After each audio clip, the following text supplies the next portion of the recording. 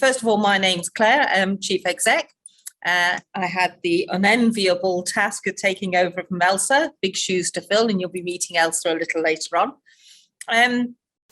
We've just completed our 3-year strategy for the next 3 years, and we've got our new vision, which is about life without limits for all those with RA and JIA. So that really encapsulates all that we're about, is making sure that everybody has the opportunity to live full and active lives, regardless of their rheumatoid arthritis or their juvenile arthritis. And we're keeping our same mission statement. It's, NRAS is about changing minds, services and lives so that we can achieve that vision of ours. And we'll do that through 5 main areas: support, expert knowledge, engagement and campaigning. So just to explain a little bit more about those, support is really about what we want to do is increase the breadth and depth of the support that NRAS offers for all of those with inflammatory arthritis. And we want to be the one-stop shop by having our expert knowledge easily accessible for all, and to be that first thing that somebody would think of when they are diagnosed with rheumatoid arthritis, or their healthcare professionals are thinking of signposting someone. They'll think of NRAS. That will be the place to go for that expert knowledge on RA and JIA. And a key part of our next 3 years is really about engagement. It's engaging all of you in the future of NRAS as much as we can, and improve the understanding with the general public about what RA, what inflammatory arthritis is, what juvenile arthritis is, but also about engaging stakeholders, government, policymakers, and in making sure that we're bringing all of those very important people together to improve the future for rheumatology. And campaigning, improving access to care for all and equal access as well. We still see quite a lot of inequalities regarding access to services as well as treatments in different parts of the UK. And it's all about levelling up. So it shouldn't matter where you live, you should still be able to access the same sort of support and services. And research is becoming a very key part of what we're doing now at NRAS. More and more we're being approached by academics, by people running clinical trials, market researchers, PhD students, etc. And I think if anything positive has really come out of COVID is the way that the general public are now understanding the importance of research, and why getting involved is so vital to improving the health of the population. And certainly we want to really build up our research arm so that we're seen as a key partner for researchers right across be it social research or clinical research, and be able to bring the general public, the general population of those living with inflammatory arthritis together with those researchers, making it easier to access those opportunities. And so underpinning all these 5 mission goals of our next 3-year strategy, as I mentioned already, is about improving equality and equity of care right across the board. And I think if we were all a stick of rock at NRAS, if you cut us down the middle, right through us, you would see self-management is at the very core of everything we do. Supported self-management and what it means. And I'll be telling you a little bit more about some of the exciting things we've launched this year to support the self-management of rheumatoid arthritis. COVID has really made us all suddenly become so technical, and I'd never even heard of Zoom before COVID, and now look at us.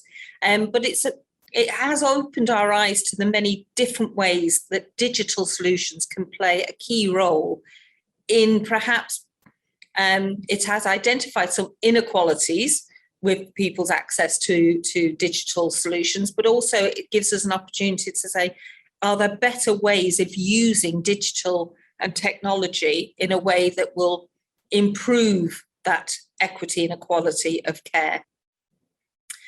And analysing the impact of everything we do. It's all very well as knowing we make a difference, and we've got that gut feeling that we do make a difference to your lives. But it's how do we measure that? How do we evidence that? And that's something that we're going to work very hard on over the next 3 years, really, is embedding those impact measurements so that we're able to clearly and easily identify the impact that we're having on people's lives. And that will also give us the indication of where we need to improve, where are the gaps in care that perhaps we need to identify and address. And of course, we need to sustain the charity. So we need to focus on how do we diversify our income so that we're able to keep going. Again, very, very challenging times in the past 2 years around fundraising, and we've had to be very clever in finding different ways of being able to keep our charity going and sustain all our services. And of course, we want to invest, and that we are a people organisation. We're here to serve you, the people living with inflammatory arthritis. And we do that through the people within NRAS, our volunteers, our ambassadors, our board of trustees, and of course, my wonderful, wonderful colleagues. And so we have to invest in investing in them and their continuous development. So all of those will underpin those 5 key strategy goals. I just wanted to acknowledge that this year was our 20th birthday, and happy birthday, NRAS. And it all started with Elsa, who you'll be meeting a little later on. But thank you to each and every one of you who have done something to mark our 20th birthday. There's still a little bit of time, so if you haven't managed to squeeze something in yet, you still can. So lots of people doing the most amazing things as part of our Do the 20 challenge. And it's been fabulous. And again, when I talked about the sustainability of the charity with our finances, this was a key part of being helping NRAS to keep going this year. And so we didn't have the big sort of nice party that we had hoped that we'd be able to share with you and invite you all to. But unfortunately, that didn't happen this year. But we might be able to put that on next year for our 21st, maybe our coming of age instead. I wanted to share with you some exciting things that have been going on. You may have already heard of this, but those who might be new to us, we launched back in 2019 at the British Society of Rheumatology a new service called New to RA Right Start. And I think it's really come into its own now, with newly diagnosed patients probably not being seen as often and as regularly because of the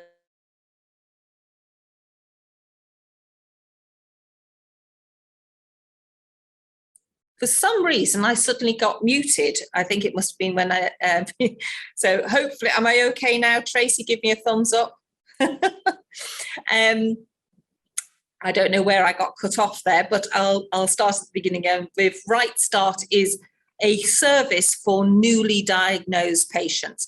So those who are newly diagnosed can be referred into this service by their healthcare professional, and then they're given, it's a 4-step program. So the referral comes through directly to NRAS. We then make an outreach to that individual and plan an hours-long helpline call with our wonderful helpline staff. And that can be really eye-opening for the newly diagnosed to know that, they're not alone. And sometimes one of our favourite sayings in NRAS is, you don't know what you don't know. Excuse me. And sometimes just having somebody say, when somebody was first diagnosed, they often feel like this, or they often have queries about this medication, or perhaps how it's going to impact them and work. It's quite right. Is that your experience? And it just opens up and normalizes that devastating early diagnosis time that people will go through. And sometimes they just feel very much at sea. And then we offer them a tailored package of information and then a chance to actually meet or talk with another person who has RA from a similar background. So that's our Right Start program, which is really flourishing at the moment. And we were talking about evidencing the value of our services. And as part of that work, we are about to embark on an enhanced Right Start program, which will be working with the University of Manchester to do the analysis, but also working with 5 rheumatology units from across England who will be it'll be like a randomized controlled trial, if you like, that they'll be focusing people directly into the Right Start program. And we will be measuring at baseline, 3 months and further on, patient-reported outcomes. So we will have those evidence-based, validated tools to be able to prove the difference it makes when you invest in somebody's patient education right from the very beginning. And talking about patient education, many of you, I hope, will have seen this. If you haven't, please do go on our website. And this is SMILE RA, Self-Management Individualized Learning Environment, SMILE RA. And at the moment, we've launched 4 modules. And on those 4 modules is the foundation module. What is self-management? What does it mean? Why is it important? There's the newly diagnosed module and the meet the team, because there's so many people within the healthcare team that you have to meet and deal with at different times. What do they do? What are their roles? And then managing pain and flares. And by early 2022, we'll be launching the 5th module, which will be medicines in rheumatoid arthritis. It's a really fun, interactive, easy to navigate system. It's like a Netflix modules, so that you can choose which one you want to go on. You don't have to do it in a linear way. We've used interactive quizzes, we've got videos, we've got animations, we've got patients talking, we've got healthcare professionals talking, and we've got, it's a lovely way of being able to learn about your disease at your own pace, in your own time, because the contemporary rheumatoid arthritis patient is usually very busy with getting on with life, trying to keep down work, managing family, and trying to fit in patient education can be sometimes quite difficult, or disease education, I should say. Well, on our JIA side of things, for the juvenile idiopathic arthritis, we've been very busy as well with my colleague Debs.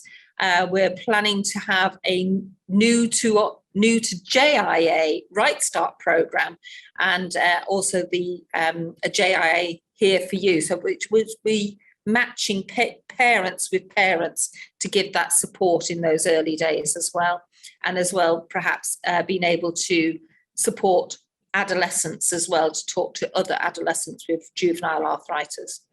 So these are all plans for 2022. We are planning a JIA Awareness Week as well.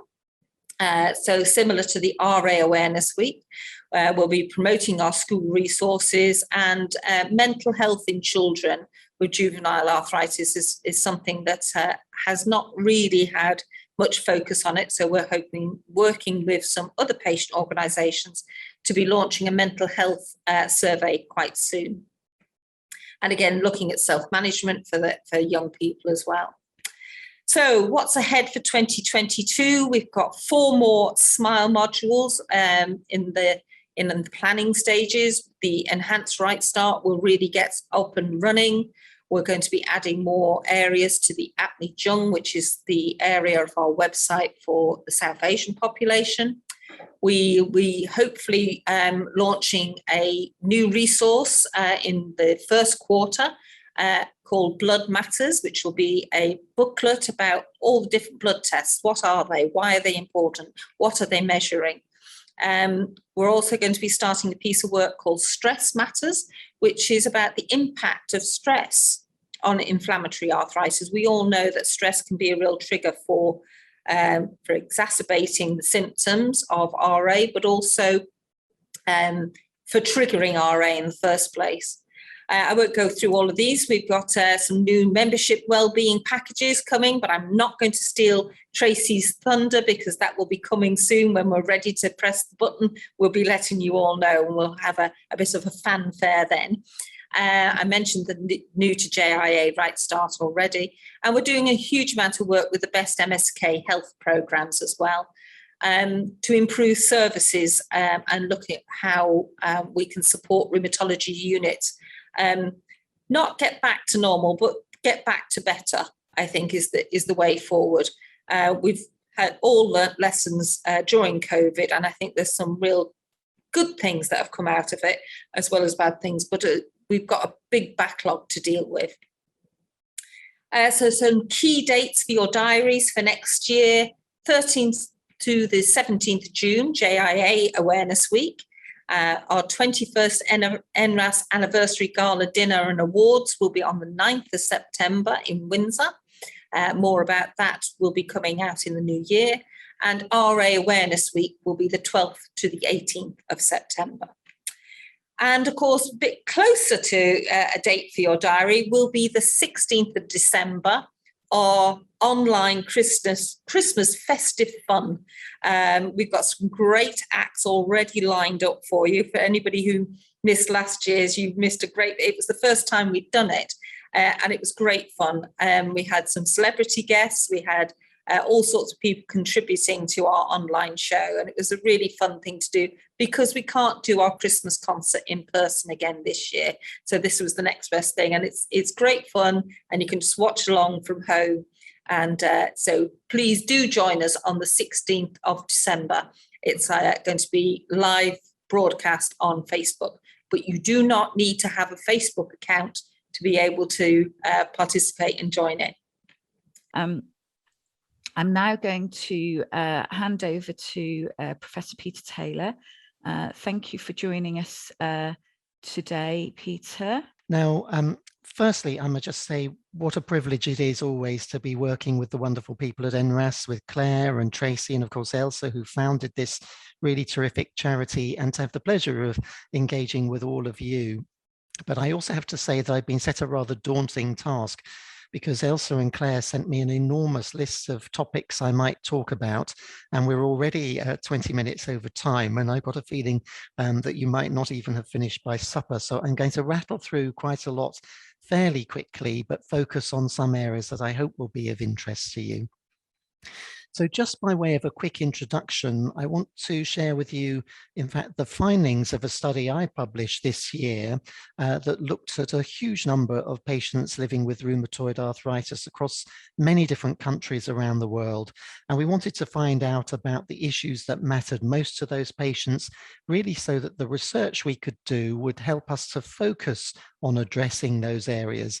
And I don't think any of the top of the pops issues will come as any surprise to all of you, of course, because you live day to day with the experience of rheumatoid arthritis. And the key things include less joint pain, less fatigue, an enduring relief of rheumatoid symptoms, and so on. And so this is just an illustration of how important it is for people living with rheumatoid arthritis to engage in this sort of activity so that the scientists know how to evolve treatments. And whilst I'm going to focus on new events this year, I just want you to take a quick look at this slide, because in the space of one generation, there's been this remarkable evolution, as you'll see. So I was there then when we treated the very first patient with anti-TNF in London back in the 1990s. And since that time, we've had a whole host of new therapeutics that have emerged, including some that have just completed trials in the last year or so. And I'm going to touch on some of that information for you. But really, the important point to convey today is this remarkable acceleration in the pace of research and translating that research into clinical care. And where I think we all need to work together, and NRAS has been absolutely exemplary, is ensuring that care is not just about treating the disease, but it's about treating the person who has the disease. And that is, of course, so important. Now, one of these updates goes a little bit before last year, but it's from 2019. Now, EULAR, which used to be called the European League Against Rheumatism, they came out with their latest recommendations for managing rheumatoid arthritis. And you can see in the red one of their new overarching principles, which was that patients may need multiple courses of treatment with different mechanisms of action without necessarily having any limit to the number of switches. Now, that's very important for patients potentially and for us as rheumatologists, but the reality is it's not always easy to action in a United Kingdom setting. So before we come on to look at some of the clinical trial advances, what do we actually mean by this phrase targeted therapy or an advanced therapy? Well, what I'm showing you here is a cartoon of a cell, and I'm sure we've got a very mixed audience. Some of you may be highly trained and eminent scientists. Others of you may perhaps not even have a GCSE in science. We're all very different and have different skills. But I hope that you can see that in the middle and to the right-hand side of this cartoon, there's supposed to be a cell. So the gray arc is the plasma membrane of the cell. And if we go one by one across the different treatments that have evolved in recent years, we can see that there are lots of different drugs which target tumor necrosis factor, so the anti-TNF drugs. There are drugs that target B cells, such as rituximab.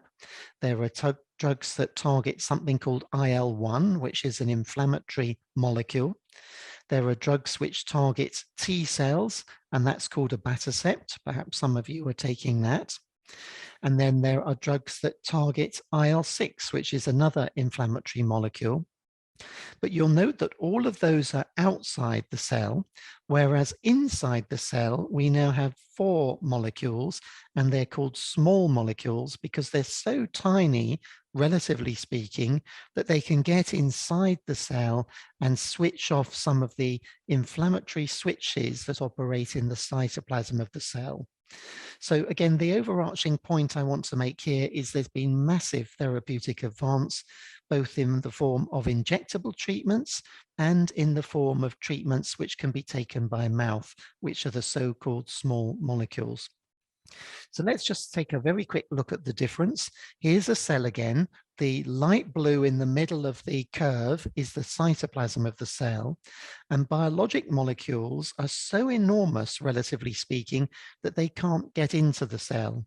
But what that means is that they need to block the interaction of an inflammatory signal, such as a cytokine, with the receptor for that inflammatory signal, and that then prevents inflammation taking place in the programming of the cell itself.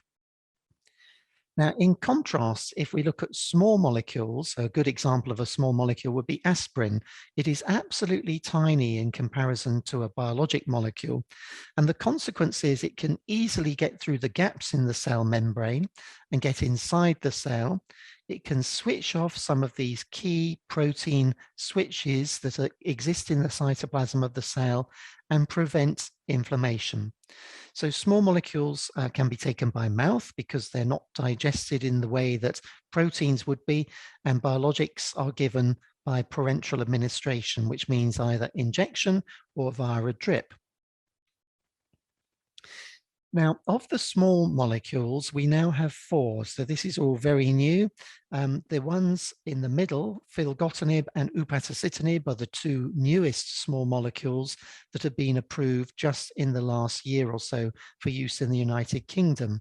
And they're all very different pharmacologically, but I'm not going to dwell on that today.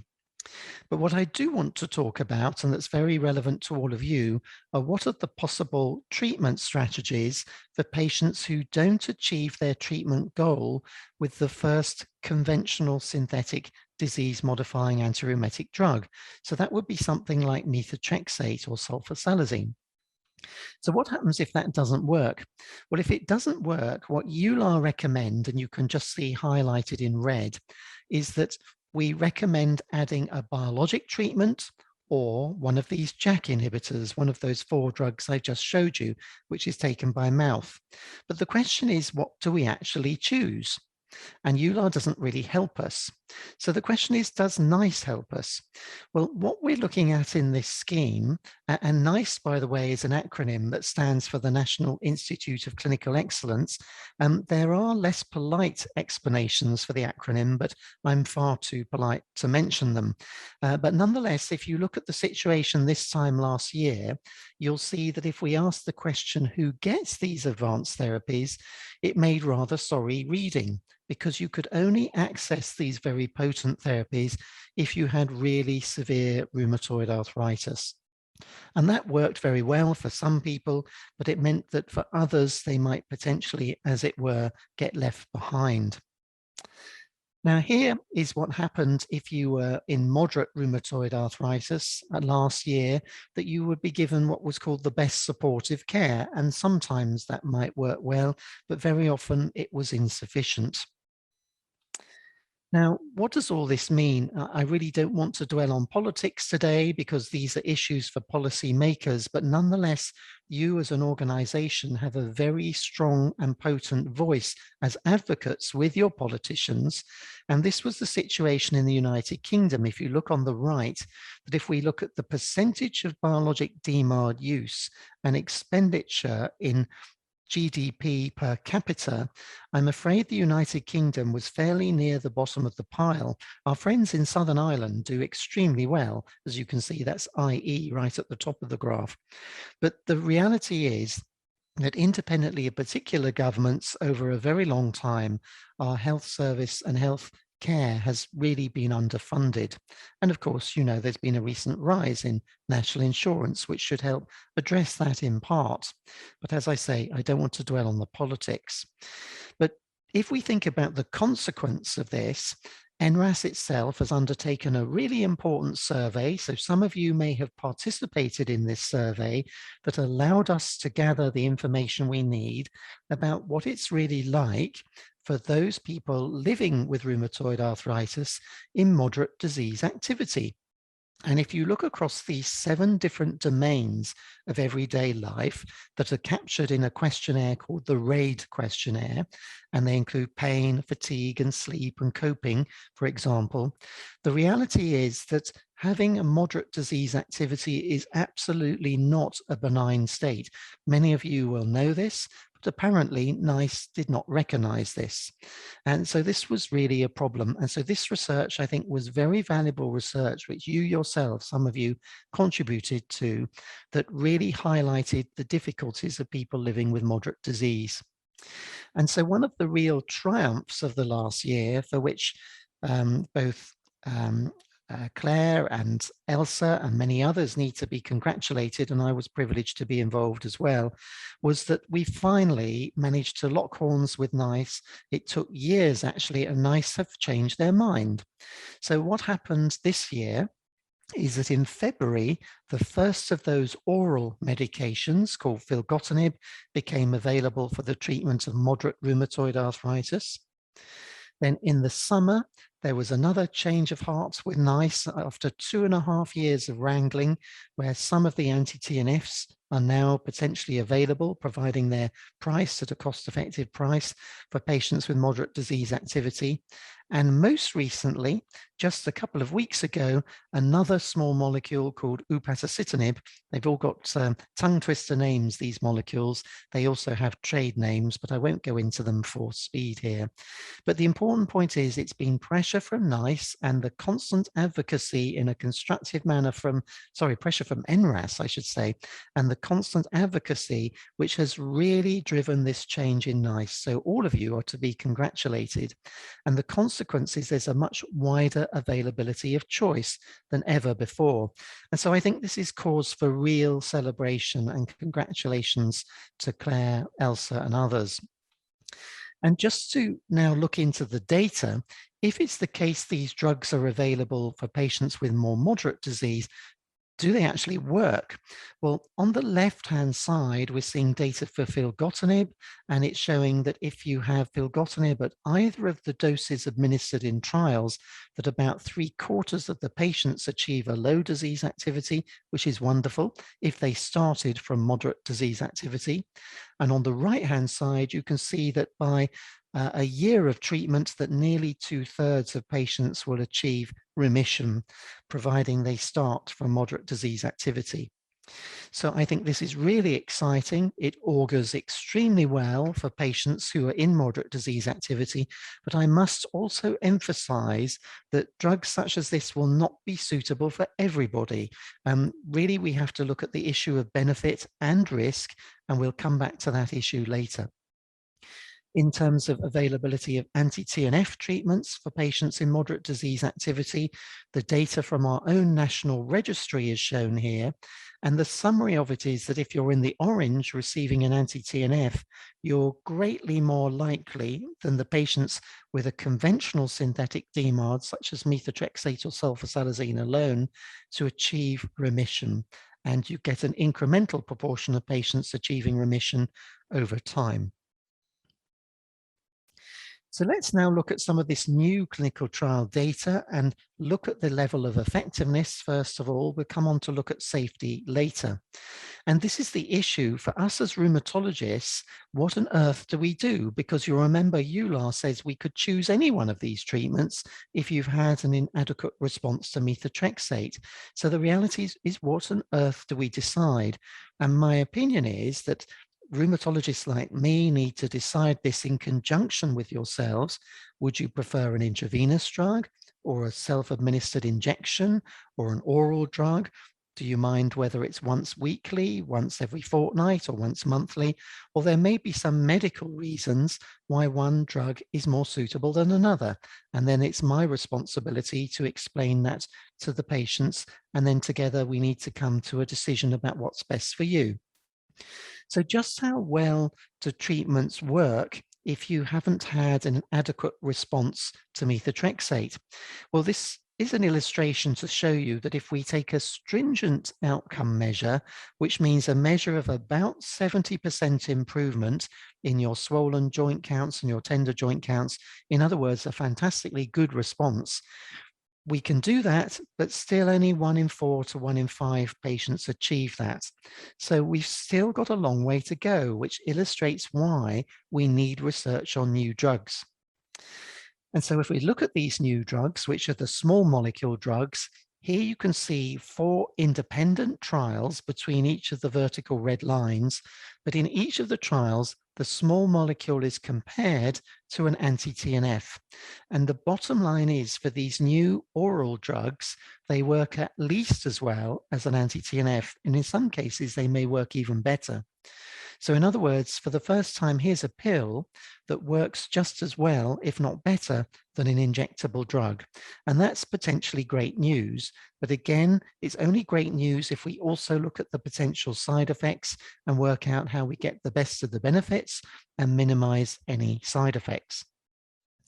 So here's one of the clinical trials I've been talking about. This is with a drug called upadacitinib. Its trade name is Rinvoq, and it was a trial that compared upadacitinib in the green with placebo for a short period. It would have been unethical to leave a patient on placebo for a long time, and also compared it with an active treatment in the form of Humira or adalimumab.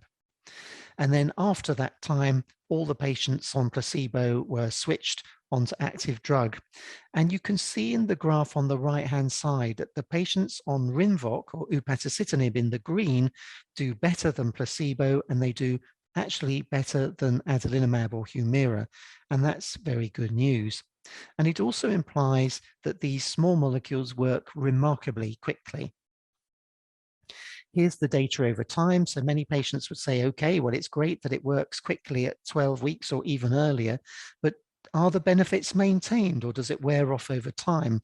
Well, here's the data. And if you follow the lines in the red and the yellow, you can see that the red, which is Humira, continues to work over time, but the yellow, which is the oral drug, works even better and has an enduring response over 3 years of exposure. And that's what this latest research has told us in the last year. Now, we have then to compare the benefits versus any potential risks. And let's be very clear about this. Every drug has risks. And let's take a common drug, which perhaps some of you might like, and that's alcohol. So I think there may be quite a number of you who enjoys the odd tipple, and there's nothing wrong with that. Indeed, we're told that a little bit of alcohol is actually very good for you if you have rheumatoid arthritis. Of course, a lot may not be. But the serious point here is that a little bit may be good. If you have too much, we all know the harm. And the same is true with the drugs we use in rheumatology. And so what we can see on the left-hand side is if you look at all these outcomes of improvement, and things like ACR 20 or 50 imply approximately 50% or 20% improvement in the numbers of swollen joints or tender joints. And then the DAS28 CRP of 2.6 or less is a remission. What it implies is that the small molecule, the new drug, works better than the old drug, which was adalimumab. And that's a very good drug indeed, make no mistake. So it's more efficacious, but is it safer or less safe? Well, if we look at the data comparing it, basically for nearly all the safety outcomes, it looks the same. The one that's different is herpes zoster. So patients on these small molecules can get shingles. We can mitigate against that risk to some extent. There is a vaccine to protect you against shingles if you're more elderly. For younger patients, generally speaking, that's not necessary. But nonetheless, it's just to point out to you that we need to weigh up the relative risks and the relative benefits and then think about what's best for you, the individual. So having said that there are new drugs available now, what are the possible strategies for patients who don't achieve their treatment goal with biologic DMARDs? So if you fail on your first anti-TNF, what can we do? Well, this is what EULAR tells us. It just tells us that we could switch to a different injectable drug or to a JAK inhibitor. So again, that's fine as far as it goes, but it doesn't really tell us what we should do or give us any clues as to which of the many choices we should have. And here are the different choices. So we could adjust the dose of your original biologic.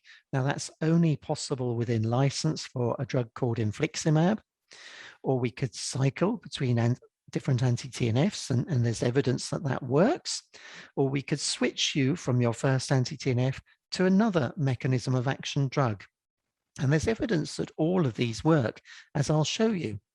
But the question is, how on earth do we choose? So let's just focus on those bottom two categories for a moment. So what about switching to a different biologic mechanism of action after you've failed your first anti-TNF? Well, let's look at the data. On the left-hand side, we're looking at data in switching to abatacept. In the middle, we're looking at data in switching to an anti-IL-6 receptor biologic, so tocilizumab. It could also be sarilumab, which has the same data. And on the right-hand side, we're looking at switching to rituximab. And basically, what these data are showing is that if you failed on your first anti-TNF, any one of these other drugs may work. But do we know which one works for which patient? Well, I'm going to let you into a little secret that in clinic, there's the perfect way of making a choice. I reach into my pocket, and if I'm lucky, I might find a pound coin there. More likely, I'll be lucky if I find a 5p piece, but a pound coin's a bit bigger. So I then take the pound coin out and I toss it in the air. And then, of course, I have to apologize to Her Majesty if she lands the wrong way up. And then once it's landed, head or tails, that gives me the precise probability that any given patient is going to respond to the drug. So just look at the data and you can see for yourself, 50%, 50%, and 50%. So I'm being slightly flippant, literally flippant with my coin there. But the serious point is this, that actually, until recently, we've had no way of knowing whether or not a patient, if you're in the 50% of patients that will respond to one drug or another. We've got a few little clues, but not many. So the issue is, what is new clinical research telling us that might lead us further forward? Now, Elsa asked me to talk about this. Now, NRAS again has generously supported this study. It was led by one of my friends at Queen Mary's Hospital in London. I was one of the many authors on this study, and some of you may even have participated.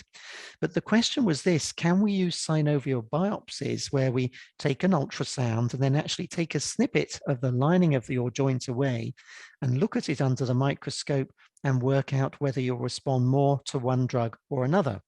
So we took 164 patients who had had an inadequate response to their first anti-TNF. We then did a synovial biopsy, and we looked to see whether there were lots of B cells, which is a type of cell that produces antibodies, present in the biopsy, or whether there were very few of those cells. And our hypothesis was that if you deplete the B cells with rituximab, you'll do better if there are lots of B cells present than you might do if we give an anti-IL-6 drug. And here's the finding.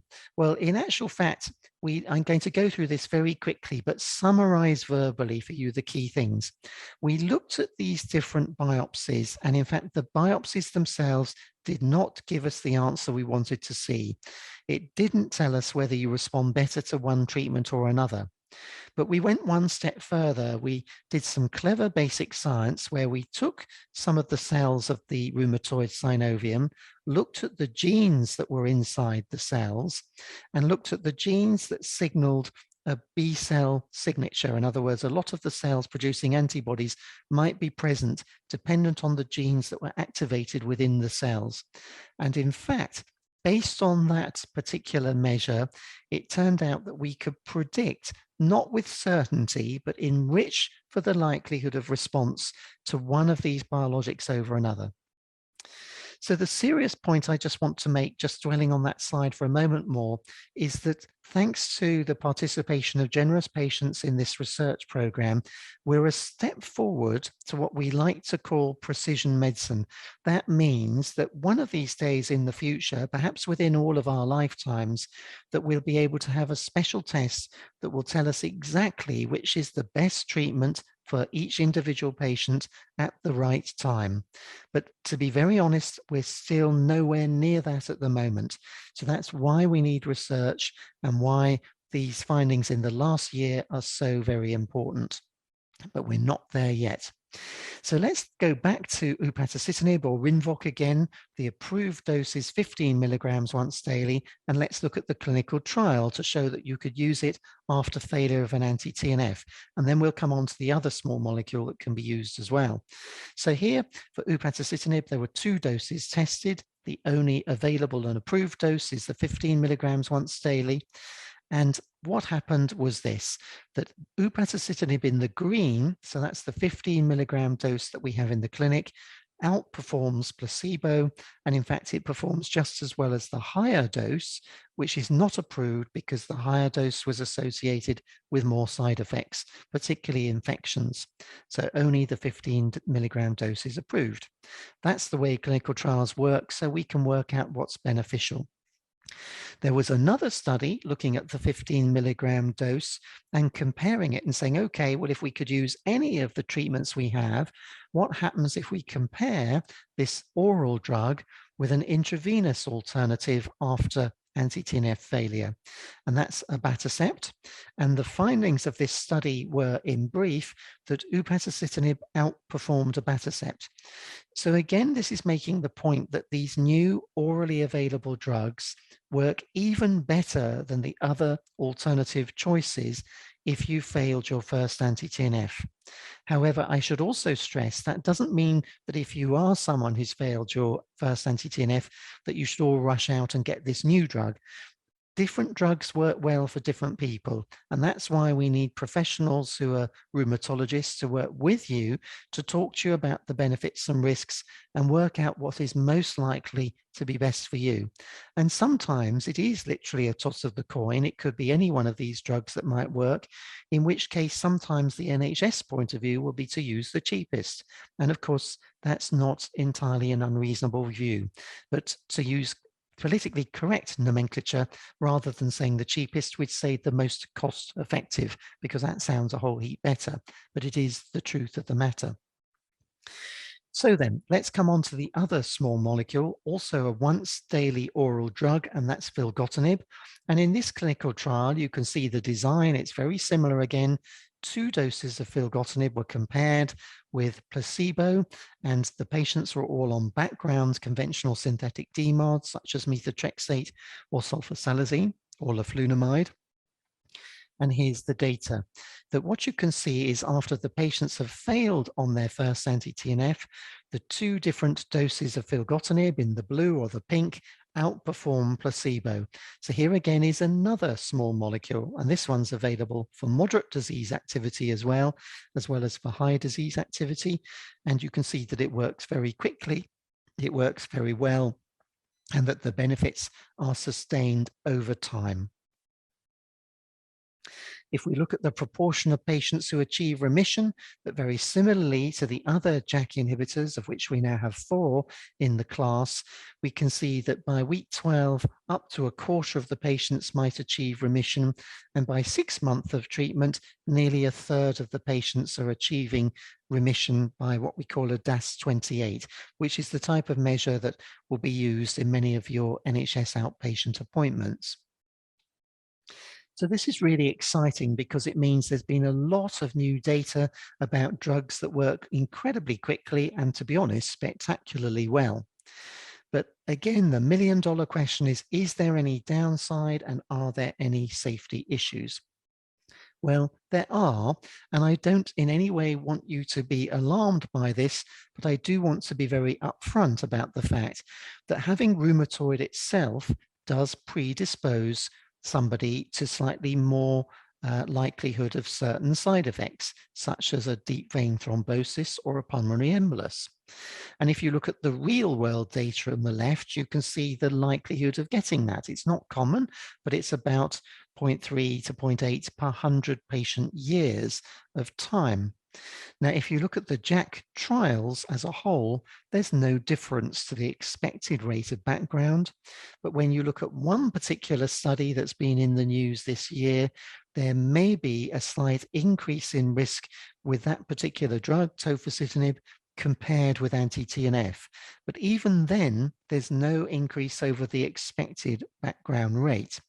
So again, these are very difficult data to interpret, but what we as doctors know is that there are certain risks for these effects. If you're overweight, if you've had a fracture, if you're elderly or have had recent surgery, you're at higher risk. And this is important because it means working together with you, we can look at the risk factors and then choose drugs that minimize your risk for any particular side effect. And we can also sometimes do things that will even prevent a risk, such as the risk of infections like herpes zoster. If we look at other things, now this is what we call in technical language MACE events, but that's major adverse cardiac events. In other words, heart attacks and other heart problems. And if we look at the background rate, it's higher in people with uncontrolled rheumatoid arthritis on the left-hand side. But if you look at the JAK inhibitor trials, it's well within those broad boundaries. And so it's even possible that JAK inhibitors have some beneficial effect, but it's hard to know for sure without comparing placebo for a long time. And we can't do that because it would be unethical to leave the rheumatoid untreated. And if you look at the oral surveillance study on the right-hand side, you can see that again, for both tofacitinib and anti-TNF, they're well within the expected boundaries for real-world evidence, but nonetheless, tofacitinib had rather higher occurrence of this problem than anti-TNF. And so again, this data is difficult to interpret, but we know there are certain things that increase your risk of cardiac problems, steroids, some sorts of anti-inflammatories, but not others. We also know that methotrexate reduces your risk. So working together with your rheumatology team, we can try and come out with the best recipe for you. I often say to my patients that it's a bit like cooking a cake. Every recipe may be different for each individual, and your oven may be different from your neighbor's oven. If we undercook you, you have active disease. If we overcook you, we may cause side effects, but we need to get the recipe just right for you. And what's right for you may not be right for your neighbor living next door. So it's very important to bear that in mind. And finally, malignancy. So obviously malignancies are always a worry for everybody. Do these drugs cause malignancy? Well, actually, in rheumatoid arthritis itself, some malignancies are rarer. Breast malignancies are rarer than in the general population. Colorectal cancer is rarer than in the general population, but there are some other cancers that are more common, including lung cancer and lymphoma. And in the clinical trials as a whole, you can see that the JAK inhibitors don't have a signal compared to the expected background rate of malignancy. But once again, in the oral surveillance study, there was a difference, particularly for lung cancers, between tofacitinib and anti-TNF, but still within the expected boundaries. So once again, this just makes the point that we need to look in the round at how much benefit are you likely to get. And again, to put this into plain language, I sometimes say to patients, did you drive your car to the clinic? And they'll say yes. And you then say, well, did you think whether there might be a risk? And most people don't think about it. And you say, well, you've assumed that the convenience of driving to the hospital outweighs any risk. But did you think about whether there's a different risk if you're driving a Fiat Punto or a Land Rover Discovery? And of course, there may be a different risk, a tenfold relative risk, but thank goodness the absolute risk is very, very low.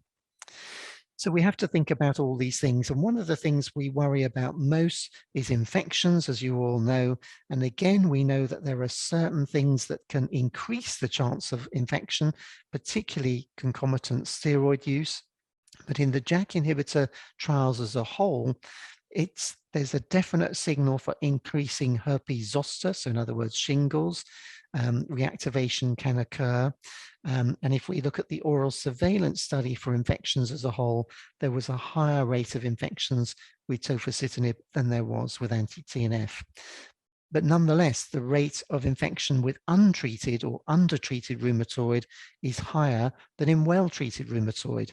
So the trick of this again is to get the recipe right for the individual, not to overcook you, not to undercook you. And that's why it's so important to work with your rheumatologists. And this can be done to some extent, whether it's remote clinics or face-to-face clinics. And perhaps we can discuss all of that in discussion more later. Now, finally, at the last minute, Tracy and colleagues said, well, you must talk about COVID. And I was already getting very worried that I would overshoot at ages. But just in brief, there's some very reassuring data. Prior to the vaccine program, the data suggests that there was no evidence that patients with rheumatic disease had any more risk of getting COVID or SARS-CoV-2 than other patients or people who are healthy without rheumatic disease.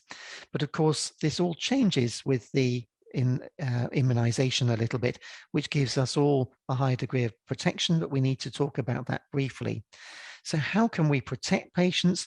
Well, what we have learned is that one of the risks is being on high dose of steroids before getting COVID. So it's best to get steroid dose down if possible, but there doesn't seem to be a risk with conventional synthetic DMARDs or with anti-TNFs.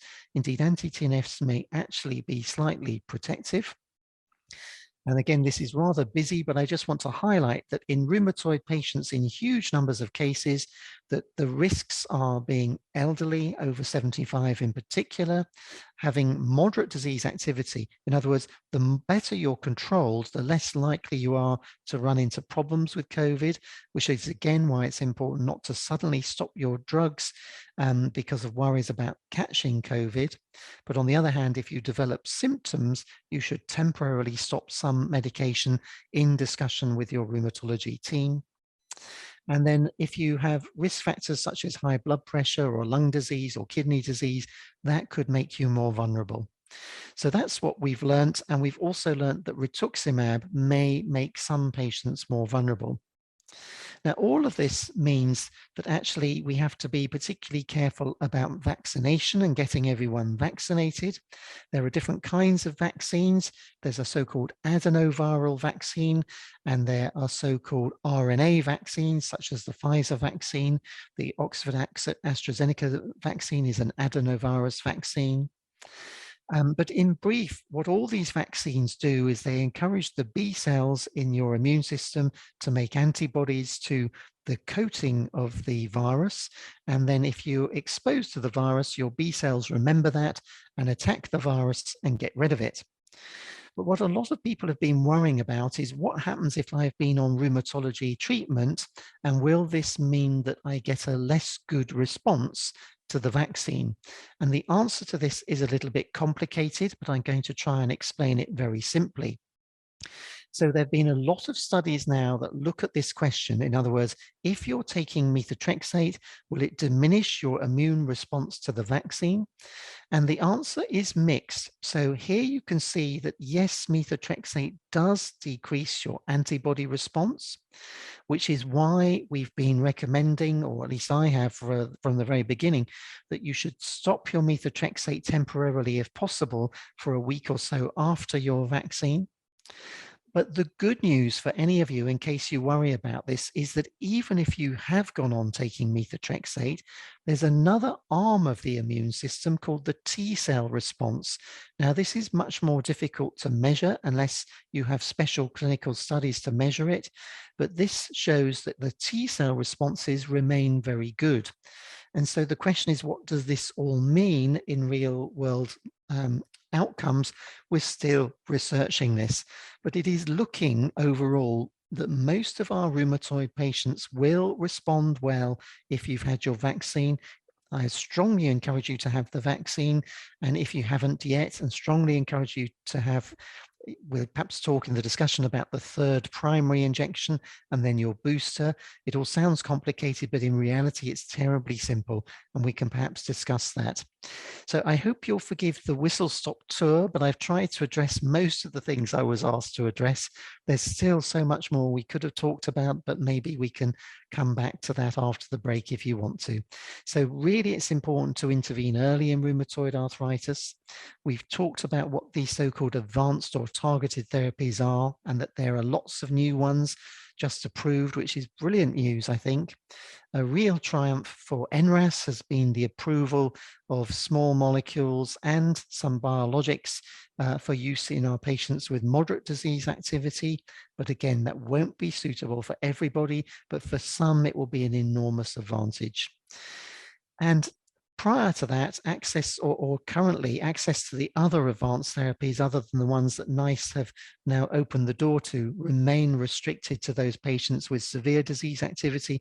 But even so, the armamentarium is expanding, which is great. And a key point here is that the choice of the most appropriate therapy for the individual is going to depend partly on your choice of injection versus tablet, but also on the benefit and risk for you as an individual. And that's not going to be the same as your neighbor. And that's why it's so important to work this out carefully with your team and with your rheumatologist. There's a lovely saying I like very much, which is the good physician treats the disease, but the great physician treats the patient who has the disease. And that's what we all aspire to, working together with yourselves.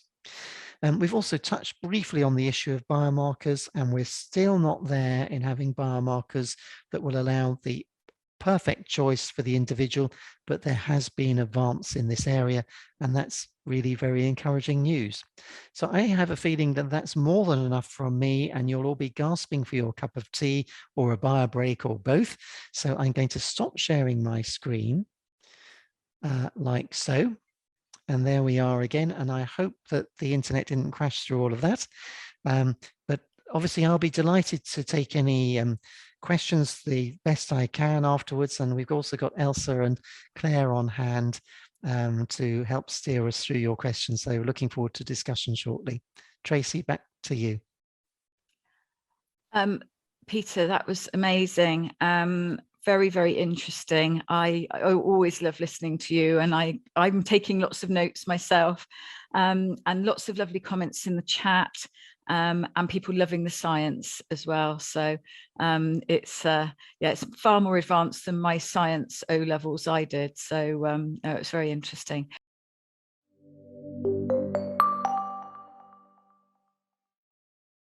So we've got lots of questions, and many of them, Peter, were covered in your fantastic presentation.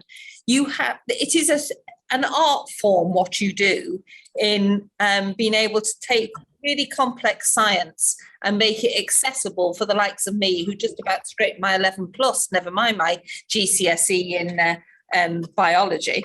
So thank you so much for doing that. And I think it answered quite a lot of the questions that had been pre-submitted.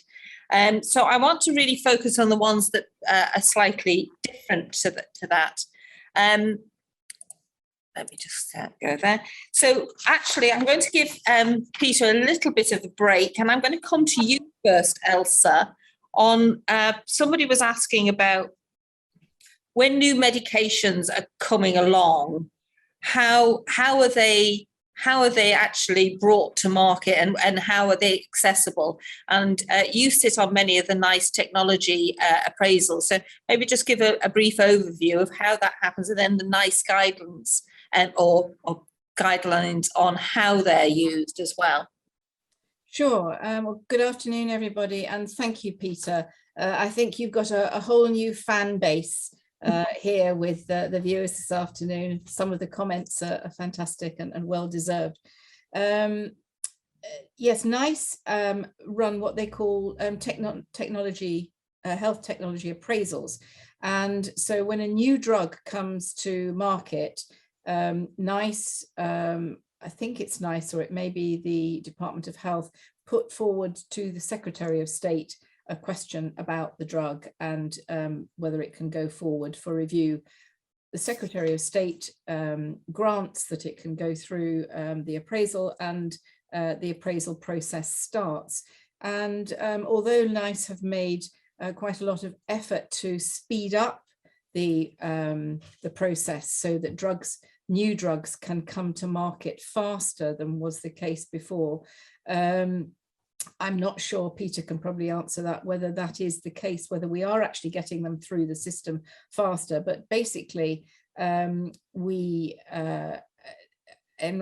put forward myself and often another of our volunteers, one I've been working with recently, Teresa Shakespeare-Smith, and we attend the appraisal. They have up to two lay representatives on the committee, and there are 2 clinical representatives. And I've sat on many of these with Peter, who has frequently represented either NRAS or the British Society for Rheumatology.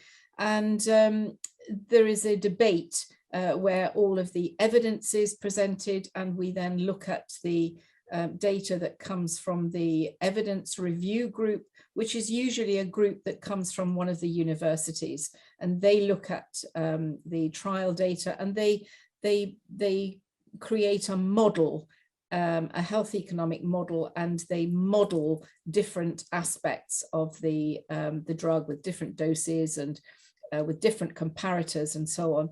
And at the end of all of this debate, and we have the appraisal meeting, NICE then look at what's come out of the appraisal meeting, what they've heard from the lay and the clinical representatives, and they come to a decision, and they then present that decision. We usually hear about it a week before it becomes public, and if we don't like the answer, we then can go to appeal, and we have been to appeal on a number of occasions, and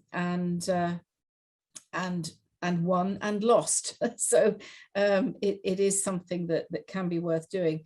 But as Peter said in so eloquently in his presentation, we've there's been a real game changer this year with both the 2 JAK inhibitors being granted access for people with moderate disease, and also the the campaign that we led with Peter by our side, and very much fighting the corner for us, to get NICE to overturn the restrictive criteria, saying that only people with severe disease could access some of these drugs. And now, as you've heard, we have access to both a limited number of TNFs and the JAK inhibitors. So it doesn't give access to all of the drugs that Peter talked about to everybody with moderate disease, but my goodness me, it does mean that many thousands of people are now able to access a therapy that can make a real difference to their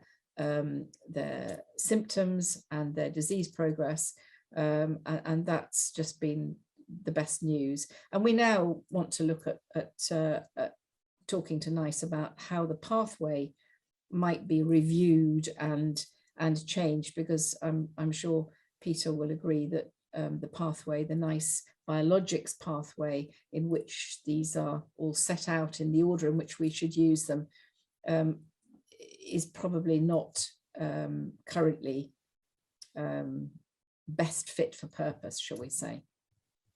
Yes, because Peter, you covered in your presentation, we're getting closer and closer to being able to really identify an individual much earlier on as to what type of advanced therapy might be more suitable for them, instead of having to cycle through a number of ones.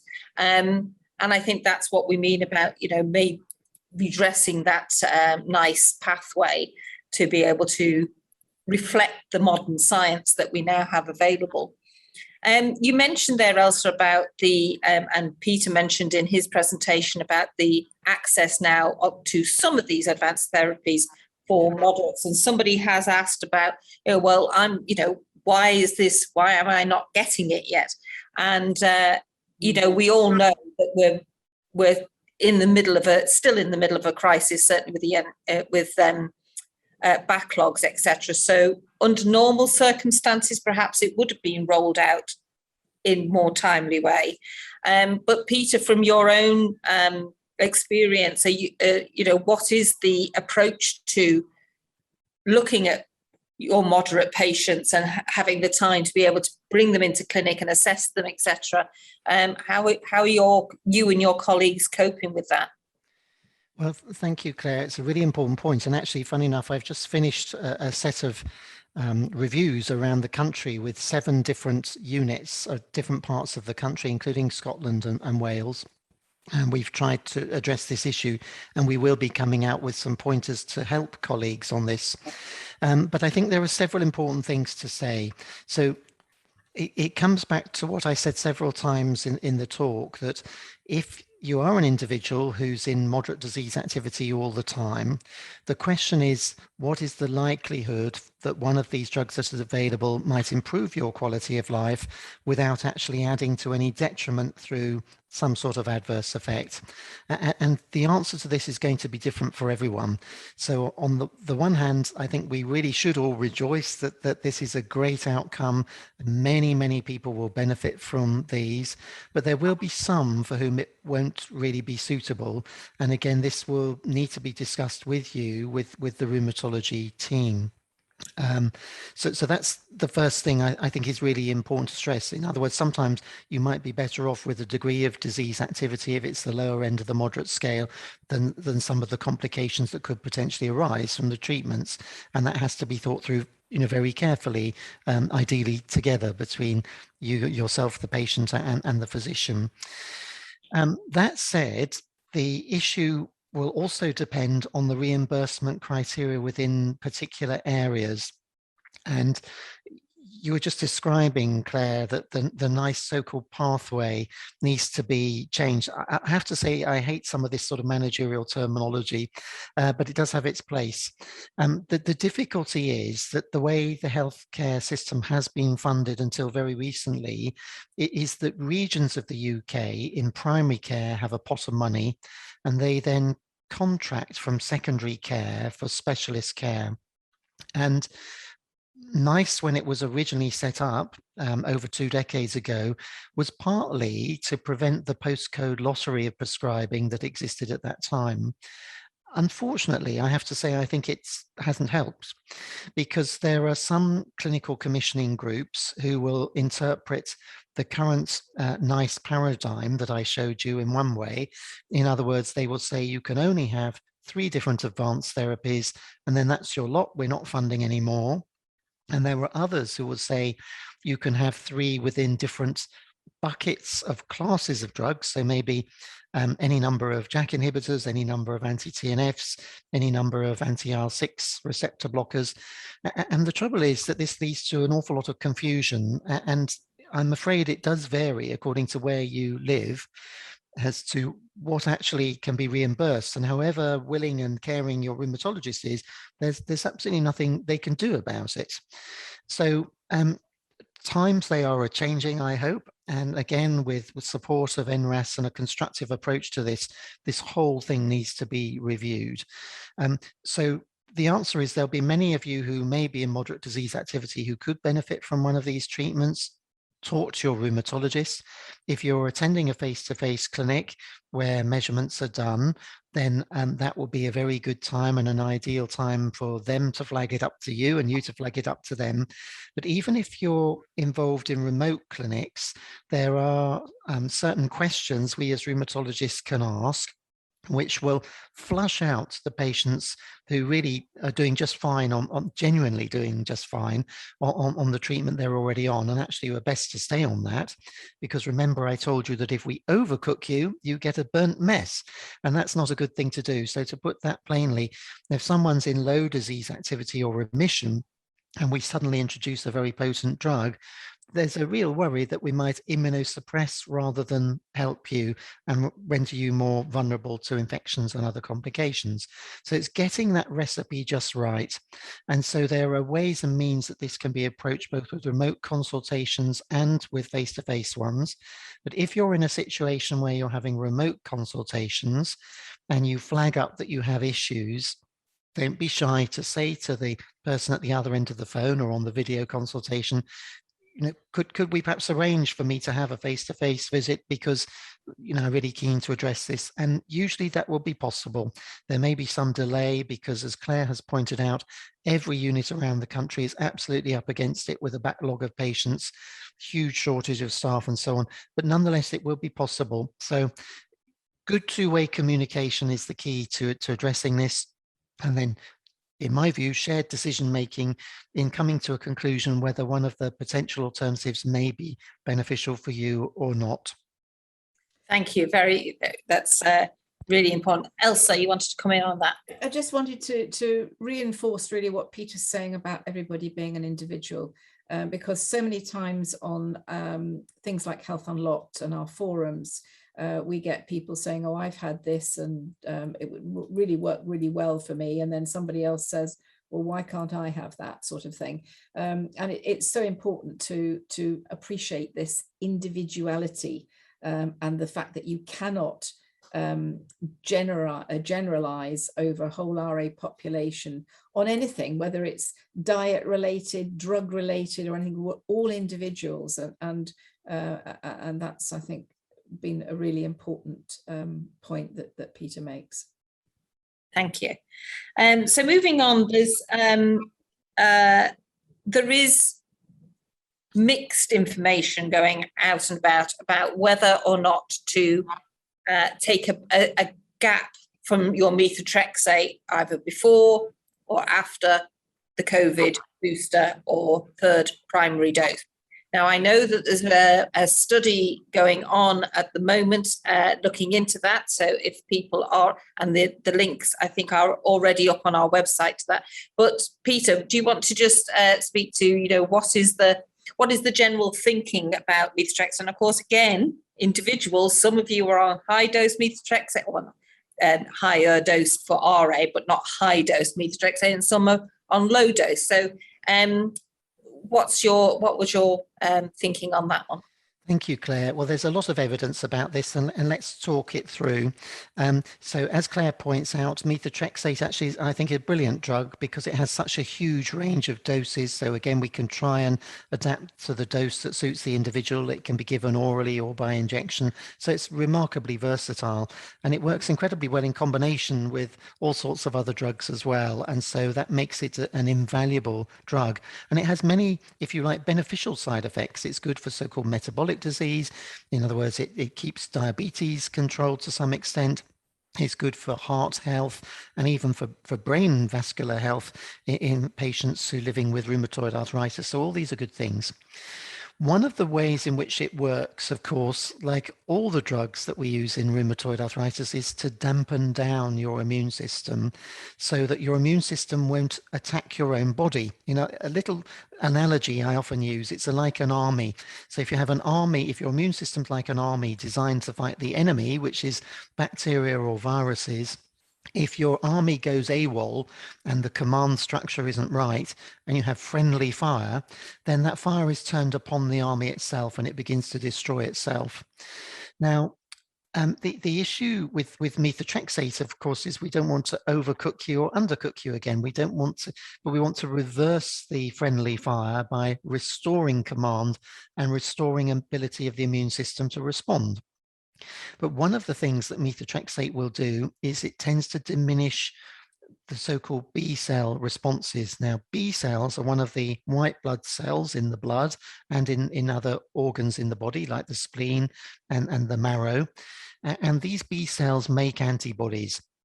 Now, one of the reasons that it's good to use methotrexate with biologics, it prevents the body from raising an immune response with antibodies to the administered biologic.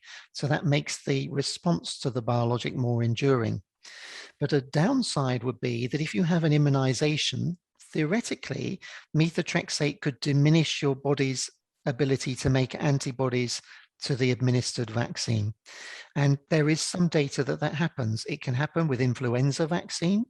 It can happen, we now know, with coronavirus vaccine as well. Now, there's an awful lot of data has been produced around the world very, very quickly because we've all been in a sort of mad panic, really, to work out what best to do with coronavirus and how to do it in a hurry. And of course, people worked extremely hard to get the vaccines out.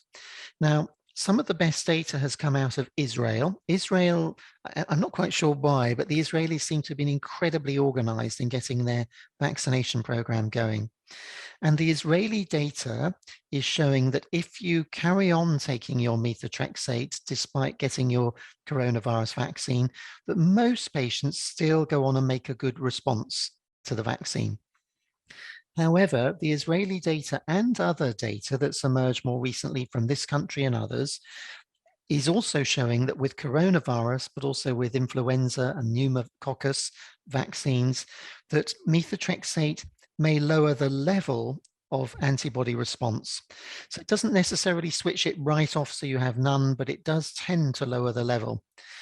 And what we have discovered with other disease areas, pneumococcus and influenza, is that if you temporarily stop your methotrexate for the week after the injection, the immunization, that seems not to flare your rheumatoid. It doesn't, as long as you go back to your methotrexate after that. So you just stop for 1 week, but it allows the B cells in your body to really pack the full punch against the vaccine.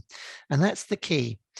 So I've been advising my patients to do that. In our hospital, they now advise patients to do that more broadly. That's been a more recent thing. And there have been recommendations from various bodies around the world, the American College of Rheumatology and other bodies. The degree of evidence to support it is still in evolution. But as I mentioned in my talk as well, there's another arm of the immune system, which we call the cellular response, as distinct from the antibody response. And that response seems to work irrespective of whether or not you've had your methotrexate. So to summarize, I'd like to, if any of you are listening, you think, oh my goodness, I've had my vaccines, but I was still taking my methotrexate, I'm a lost cause. don't think that. You almost certainly will still have a good response. It may be your antibody levels are a little bit lower than average, but it will be good enough to protect you. Most likely. I mean, I can't guarantee that, but I want to be very clear that very likely you'll be okay. So please, please, nobody panic. But if you have, in fact, stopped your methotrexate temporarily after your vaccination, that's great. If you're in the rare situation of any of you still waiting to have vaccination, my personal advice would be temporarily stop your methotrexate for 1 week afterwards. I'm guessing that most of you will already have had your vaccines, but perhaps some will be waiting. So that's the story. As always, sometimes the media and the social media get hold of these things and get the wrong end of the stick and cause a bit of panic and alarm. Really, I don't think there's any need to, but nonetheless, we must take seriously these ways of optimizing the response. I hope that answers the question. Yes, indeed. Thank you so much, Peter. And there is, as I said, a study going on. I've just put the link in the chat with 22 hospitals recruiting at the moment for those people coming up to having their boosters or third jabs around this to answer this question. Because until we start researching and gathering the evidence, we won't know. There is a very short question just on the tail end of that is, if you stop your methotrexate, should you stop your folic acid as well, or does that really matter? It doesn't really matter, quite honestly, but I would carry on with your folic acid as normal. Okay, thank you very much. I've lost my place now. What question I was going to throw at you? Can I just pop in while you find your place, Claire? Yes, thank you. Somebody's just asked, is that the same with the Batacept?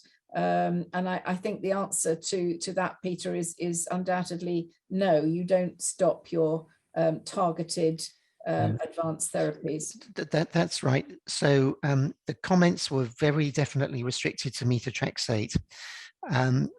But since the topic's been mentioned, for the targeted therapies, whether they're for the biologics, for the biologic therapies, normally you would carry on with them as normal.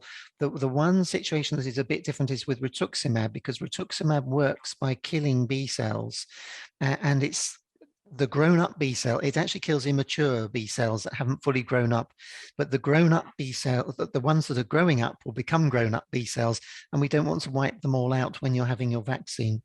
So for patients on rituximab, we need to take extra care. If it's possible to delay the timing of your rituximab, if you're due an immunization, sometimes that's important to do. If any of you are on that particular drug, I'd strongly suggest talk to your rheumatology team, and they'll be able to give you precise, individualized advice about that. And there is, of course, now a flurry of questions about third dose and boosters and what's the difference. And again, I think there's been just quite a lot of missed opportunity to get the communication right. And I think a lot of it was driven by the timings of when it was decided that those who are immunocompromised were to have a third primary dose, corresponding with the time that the general population or over a certain age were being offered the boosters, and it kind of collided, which kind of muddied the waters. But again, Peter, would you like to just offer some clarity to difference or same of third dose and primary dose, or third dose and booster? Thank you, Claire. So this is an important topic, and I think there has been confusion, although well intended in origin. So from my hospital, letters have gone out saying, you must have your third primary vaccine. It's not a booster, and I've had patients contacting me say, well, what on earth is all this about? Is it the same? Isn't it the same? What do I do? I've already had my booster. Can I have, was that the third primary vaccine? So let me explain. It's actually terribly simple, but again, there's some little complex layers to it. So the issue is that what was learnt early on in the pandemic was that if you have 2 doses of most of the vaccines, not all of them, but most of them, whether it's the so-called RNA type of vaccines or the adenovirus vaccine of AstraZeneca, that 2 doses gave you a much better response than 1. The first one began to mobilize your immune system into action, and then the second one would really get it going and the fire roaring, as it were, and then establish an immune memory. So the idea is that the immune system and this army of cells inside your body carries a memory, so that if it sees the enemy again, years or months later, it will fire quickly rather than building up reserves. Now, the issue is that if you've just had your 2 vaccines of Pfizer or AstraZeneca, we've also learned that over time, the immunity it gives begins to wane. In other words, just like us as human beings, the poor old memory begins to struggle, and it will vary from one person to another. So some people will have a very good immune memory that might last a lifetime, but in others it will wane, and particularly for the more elderly and possibly in those who are on treatments that are somewhat immunosuppressive. And the solution to that was to give the memory a jog. And to jog our memory, just as we do that around the house by writing a list and leaving it somewhere, you jog the memory by giving it another dose of vaccine. And what's more is that we've learned that you could have the same vaccine that you had in the first place for your first 2 doses, or it could be a different vaccine even. It will still jog the memory because the protein that the vaccine produces is very, very similar. So it gives a jog to the memory, so the memory becomes active. Now then, what is this difference between a 3rd primary vaccine and a booster? In part, it's a trick of language, because the idea is that whoever is providing your vaccine, and it will often be your GP, if you're having a 3rd primary vaccine, it's part of that initial course, and you'll go on to have another booster later on. If you're having the Pfizer vaccine, in fact, the booster and the 3rd primary vaccine are in fact identical in content, in what comes out of the bottle, but it's just a different name is applied to it, because the idea is so that you don't get logged off on some computer system. Again, I told you I hate the word pathways. Again, the trouble in managerial and algorithm-led approaches to medicine in the contemporary era is if you're ticked as something on the computer, then you're stuck with it. And this is the problem. So if somebody marks down, or you've had your booster, then you might not get something else later. So the idea is that if it's the Pfizer vaccine, the 3rd primary vaccine is the same content, but there is another RNA vaccine called Moderna, where in fact the booster is half a dose. So the booster and the primary vaccine are different. So it's all about nomenclature, but the principle is about giving the immune memory a jog, and to jog it maximally. So it goes on being able to rapidly respond to any exposure in the environment to coronavirus. So the other added comment to that is just common sense. Again, I should be careful what I say when you're recording this, but if you were to look at our colleagues in the Houses of Parliament, you can see that there's a different interpretation of common sense. But in my view, that if you are in a crowded place and you have rheumatoid arthritis, and indeed for me, who doesn't have rheumatoid arthritis, as far as I know, I wear a mask, because that seems sensible. You're protecting other people, and it may help with you too. So do take simple steps as well, just to avoid the risk. But at the same time, we have to get on with life, and therefore we don't have to hold ourselves up and away from other people completely. Have your booster or your 3rd primary vaccine, but the purpose of that different nomenclature is to alert the person giving it, the GP or wherever it's being given it, so you're on the records correctly. I hope that makes sense. It's a little bit complicated. And I think there is a responsibility for all of us as well to keep a record of what you've had, so in case as well. So do make sure you keep your little cards that you're given of your dates, etc., or you record it somewhere as to what you've had and when you've had it, so in case there's any queries further down the line.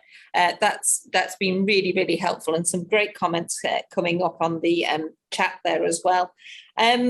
Now, a bit of a change of tack here.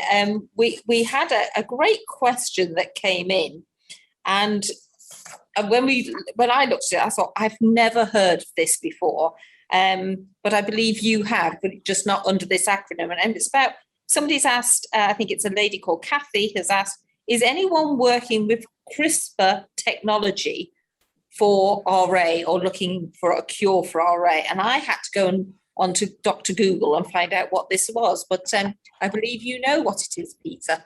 Well, I must admit, I wasn't familiar with the acronym CRISPR. It doesn't fall within my research, but just for the rest of the audience who are not familiar, there's an acronym which is like crisps, as in those naughty things you eat in a small packet or sometimes a very large packet, and that are fried, but with an R at the end, so CRISPR.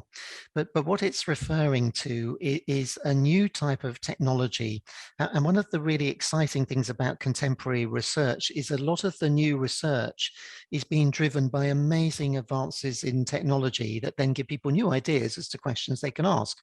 And one of these kinds of technology is to do with what we call gene editing. So what does that all mean? Well, just very simply, you'll all remember that our bodies or tissues of the body comprise cells. Cells are the smallest living unit of the tissue, in a sense. Arguably, you could say they're even smaller units because there are things called organelles within cells, but they're dependent on the cells to survive. And in the middle of the cell, a bit like a fried egg, and the yolk in the middle is something called a nucleus. And the nucleus contains the instructions for making you or me, the DNA for making human beings. Quite extraordinary.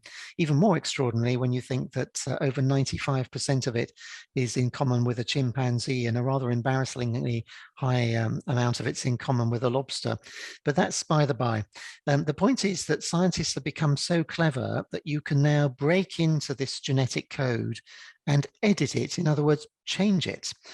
And of course, this has been controversial in the realm of food production and genetically modified foods and so on. But in medicine, it's a very interesting and exciting area because it means that we can potentially change the instructions on immune cells. So remember my simple analogy about the immune system being like an army. And let's say that just like an army, the immune system has different components: infantry, tanks, military, the generals giving the orders behind the scene. And if you take one particular component of that army that has the job in real life of patrolling the border, so let's say patrolling the border in the body means patrolling the tissues of your body and making sure there are no cancerous cells there, because it is normal, as it were, to produce the odd cancerous cell. But what you want to do is when you see it, you want to kill it, you want to shoot it and kill it. So the tanks patrolling in that area need to be programmed to do that. But in some people, that doesn't work so well, unfortunately, as we all know. And so if you had very clever gene editing technology that could rewrite the instructions so that the tank could then see the tumor and destroy it, you could develop a super tank in the form of a lymphocyte. And there's something called, another acronym, but called CAR T cells, so CAR-T. I don't want to get into very technical details unless anyone wants me to, but just to try and keep this really simple, already in cancer biology, there are these special gene-edited reprogrammed cells that will fight cancers. However, as always, as the other medications we talked about, they can come at a price, because if your immune system gets too over-enthusiastic, it could inflict damage. So these types of cells, which can be produced by gene editing, have led to medical advance. So far, not in rheumatology. There's newer technology emerging that might make safer types of cells of this nature. And the answer to the questioner is yes, there is interest in these. Whether or not we will see these in trials or approved in the near future, I'm not sure. And it may be that sort of technology will be reserved for patients who really fail to respond adequately to everything else.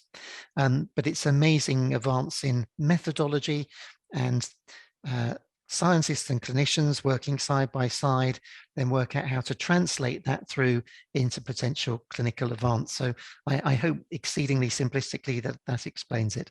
It does indeed. Thank you so much. And I know there were so many more questions. A lot of them that were pre-submitted, you did cover in your presentation. So I hope you all found that incredibly helpful. Elsa, just a few closing words from you, if you, or a question to Peter before we are going to break into breakout rooms. So do stay on if you want to just chat to some of the other people that are on this call. We've still got 124 people, so we'll split you in. Elsa and myself are sticking around as well, so we may be in your breakout room. But Elsa, final word from you? You're on mute. Oh, I see. Oh. The host won't let me. So yes, just really, it's been a fantastic afternoon, Peter, as always. You've enriched our knowledge once again. And just one final question, and I don't want to sort of delay things too much, but whilst we know there are more biosimilars that are going to be coming through as other originators go off patent, are there any new originator biologics targeting new targets coming along that we don't know about? So just very briefly, yes, there are many, actually, well, several in trials. The ones that are perhaps in the most advanced state, there's a drug called Atilamab, which is in a huge phase 3 program, not only for rheumatoid, but for some other rheumatic conditions as well. And all I can say at this point is that we'll watch this space with interest. But I think we have to bear in mind that the challenge is that any new drug not only has to demonstrate that it meets some unmet need, but it's also got to be able to be commercially successful for the sponsor company. And that's not easy in a world of biosimilars. So in other words, I think you'd have to show a pretty big difference in effect in order for payers to be prepared to pay the difference between a biosimilar and a new originator. But we'll see. So there are some in development. Well, that's good news, because, you know, whilst we've still, we've seen this afternoon, we've got this brilliant array of drugs to treat RA now. RA is not sorted and by a long chalk, and there are still many people who've cycled through a number of these drugs and still are not properly controlled. So great to know that we've got something more in the pipeline. Thank you so much, Peter. Thank you so much, Peter. Thank you, everybody, for staying on. Please do stay and chat in our breakout rooms. I'm just going to hand back to Tracy now to zoom us off into our breakout rooms. But Peter, really, really appreciate it. And thank you so much for spending so much time with us this afternoon. Lovely to see you all. Take care. Take care.